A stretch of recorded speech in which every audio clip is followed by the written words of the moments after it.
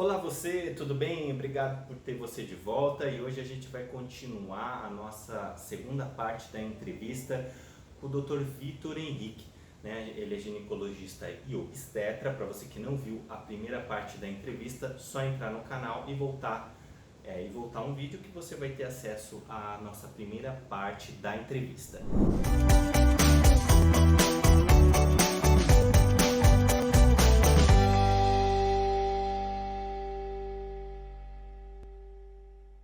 E nessa segunda parte ele fala sobre o relacionamento sexual. É um assunto que aí divide opiniões, né? Mas ele deixa a opinião dele sobre esse tema.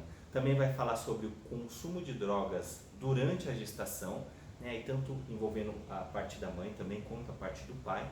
E também sobre a participação paterna do pai durante a gestação, né? Paterna, então, seria a participação do pai durante a gestação. Tá bom? Então, acompanhe aí a segunda parte da entrevista. Doutor, como que fica o relacionamento sexual do casal? Eles podem se relacionar normalmente durante a gestação? Isso é um tema, né, que as pessoas têm um pouco vergonha de falar, polêmico. Ah, não, pode ser que aconteça alguma coisa com o bebê, pode ser que a mulher, sei lá, venha a ter algum problema ali durante o Sim, relacionamento. Como que fica? Ou tá liberado, não tá? Como que fica?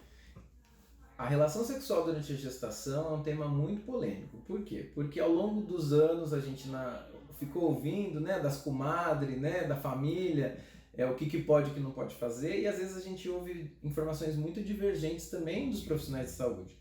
Hoje a gente sabe o quê, né? A não ser que o obstetra diga que existe algum problema nessa relação sexual, né, não tem problema nenhum, desde o início da gestação até o final, até o momento do nascimento, até o parto, tá? Algumas situações, né, como por exemplo, uma ameaça de abortamento no início da gestação, ou então um risco de nascimento prematuro, próximo lá do final da gestação. Mais especificamente nesses dois casos, pode ser que o obstetra venha e faça uma recomendação. Olha, acho melhor evitar a relação sexual. Agora, exceto essa orientação específica do obstetra, não tem problema, né? Pelo contrário, isso é importante porque a gente sabe que o sexo ele também é uma forma de comunicação do casal. Isso vai promover prazer, bem-estar, vai liberar um monte de substâncias que promovem prazer, né? Para o bebê não tem nenhum risco, não faz mal. A gente tem que lembrar que o bebê está dentro de uma bolsa de líquido que protege ele, dentro do útero, né? Dentro da barriga, do abdômen, né? Então, assim, tem muitas camadas até o bebê, né? A relação sexual não vai atingir o bebê, não vai causar nenhum problema direto a ele.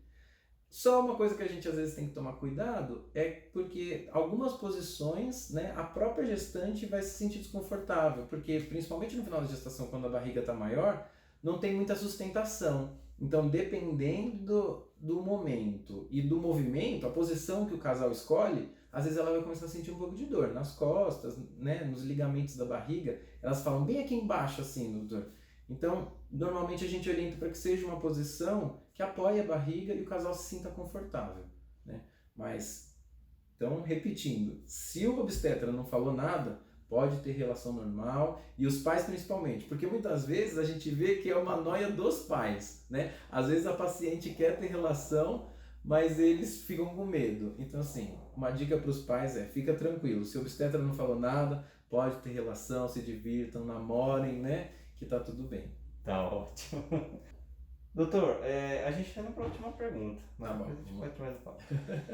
Os pais que consomem drogas, isso prejudica a saúde e o desenvolvimento do bebê enquanto ele está no útero e depois, né? Porque às vezes a gente vê, por exemplo, bebês com pais que fumam, por exemplo. Isso também pode, sei lá, a gente imagina, não é adequado nem para o adulto, né? A fumaça e tudo. Como que fica então? Os pais consomem drogas durante a gestação e depois do nascimento da criança. Tá, perfeito. É exatamente como você colocou, né?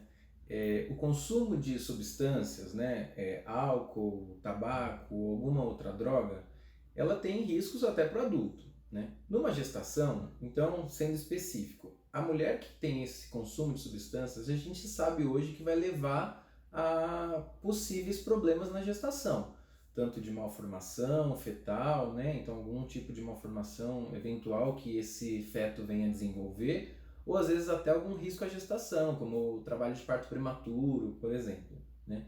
Isso é quando a mãe consome, né? Quando o pai consome, daí a gente no momento da gestação não vai ter essa alteração para o bebê.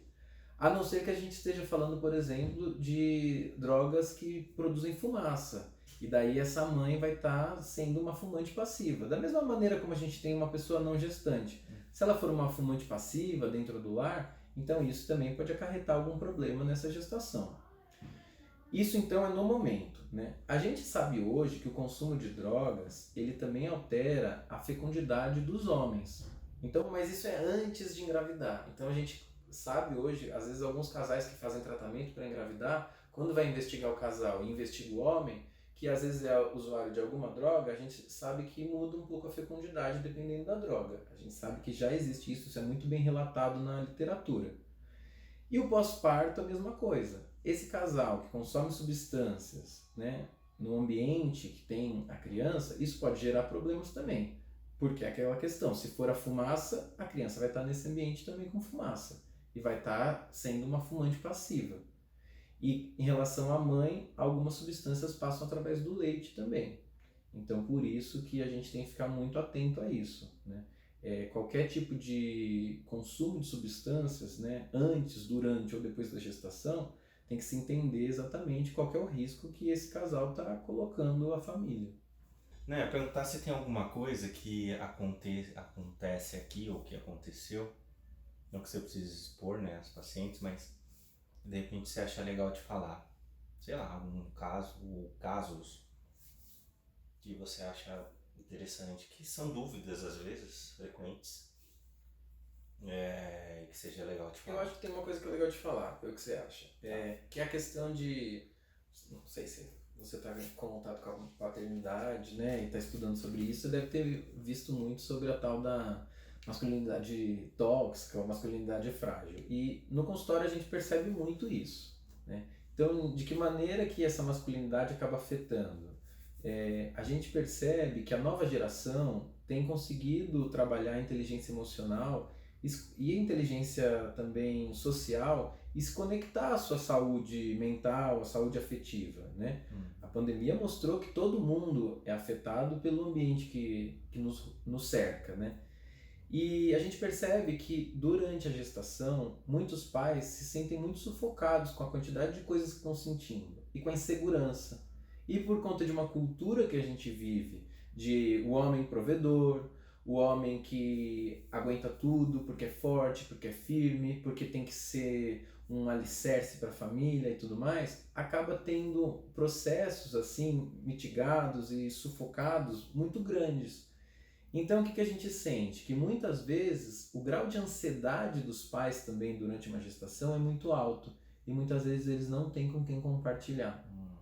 Porque às vezes não sente espaço na roda de amigos, né? Não sente espaço com o próprio obstetra na consulta para poder abrir e contar como está se sentindo, né? E hoje que a gente olha com uma atenção mais cuidadosa para a saúde mental, isso também tem que ser algo que possa ter um espaço aberto para consulta. Porque quando a gente fala de saúde, a gente não fala só do corpo. Então é importante para o pai isso, porque a gestação causa, né, uma erupção de emoções ali naquele indivíduo. E esse ambiente, né, a gente conseguir se atentar a isso, na consulta também, o obstetra conseguir perceber que aquele pai, como ele está reagindo e se conectando à gestação é muito importante. Essa pressão que você falou, né, ou essa coisa do homem provedor, talvez seja uma cobrança que pode vir da família ou pode vir dele próprio. E aí normalmente eu vejo que existe a gente naturalmente desconta a nossa raiva, nossas frustrações em quem está perto. Normalmente quando está com a mulher ou, né, enfim, você normalmente desconta. E no período de gestação, onde a mulher está no momento, né, em que ela enfim, tem um ser ali Uhum. com ela e que, enfim, e que passa por toda uma transformação, é justamente o momento mais complicado, vamos dizer assim, de você lidar com essa situação. Uhum. Porque é claro que ninguém quer a gente fala também de relacionamento tóxico, né? Que fala um casal que briga, Uhum. que, sei lá, briga muito, tem agressões físicas ou verbais. Mas realmente, nesse momento, em quem que o casal vai ali se debruçar ou compartilhar. Às vezes as pessoas têm vergonha também de expor isso. Ou é vergonha, ou é medo, ou acha que aquele relacionamento é normal. Tipo, esse relacionamento não tô vendo nada de errado. E na verdade tem sim algo de errado né? E aí a gente percebe, aí só quem tá de fora costuma perceber isso, né? Eu acho que os homens têm conseguido sentir um pouco mais de espaço hoje em dia para conseguir colocar essas coisas para fora, para mostrar que a saúde mental, né, poder lidar um pouco mais, sabe, essa inteligência emocional, lidar com os sentimentos do que sente, sentimento de frustração, porque o pré-natal acaba sendo uma grande expectativa e você lidando com a expectativa, né? Tanto o pai quanto a mãe estão se relacionando com uma ideia, um indivíduo que vai vir, mas que não veio ainda. E que eles imaginam como vai ser, e eu vou fazer isso, vou fazer aquilo, e quando for meu filho eu vou me comportar dessa maneira. Isso vai surgir uma série de inseguranças e uma série de frustrações, porque uma das lições da maternidade e da paternidade é que a gente não tem controle sobre todas as coisas. Só que aprender isso na prática, às vezes é muito duro. E quando, né, o homem se sente dessa maneira, e daí às vezes querendo evitar de descontar na parceria, né, naquela coisa do afeto seguro, a gente desconta o estresse e a frustração em quem a gente confia mais, quem a gente ama mais. Tentando preservar isso, acaba descontando em outras coisas. Então a gente vê às vezes aumento, né, do consumo de álcool, aumento do consumo de quem fuma começa a fumar muito mais, então a carga de tabágica, né, a carga de cigarro aumenta muito, ou desconta na comida. A gente até brinca que às vezes existe um fenômeno que a gestante vai ganhando peso e o marido vai ganhando junto, né? Porque parece, existe uma coisa ali, né? Uma sensação de que eu preciso estar grande, eu preciso estar forte, eu preciso estar seguro para receber essa criança que vem. A gente vê esse movimento em muitos casais, né? Então, colocar isso para fora e conseguir dialogar na parceria ou na consulta é muito importante para a gente fazer isso de uma forma mais saudável. Fechou, doutor. Foi ótimo. Foi? Nossa, eu achei. É isso, galera. Obrigado por terem voltado. Não esqueçam de compartilhar, de curtir o canal, tá bom? É muito importante a sua participação. Por favor, deixa aí sua curtida. E também avise os colegas, os amigos que são pais ou que já foram pais também, que desejam aí bater um papo sobre esse tema, tá bom? Obrigado, até a próxima e um abraço.